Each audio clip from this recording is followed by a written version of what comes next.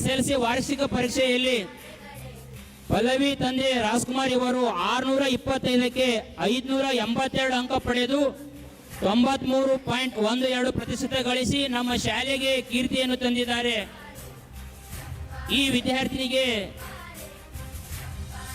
ವೇದಿಕೆ ಮೇಲೆ ಇರತಕ್ಕಂತ ಎಲ್ಲ ಅತಿಥಿಗಳು ಸನ್ಮಾನಿಸಬೇಕೆಂದು ಅವರಲ್ಲಿ ಕೇಳಿಕೊಳ್ಳುತ್ತೇನೆ. ಪಾಲಕರು ಆ ವಿದ್ಯಾರ್ಥಿಗೆ ಚಪ್ಪಾಳೆ ಮೂಲಕ ಆಶೀರ್ವದಿಸಬೇಕು.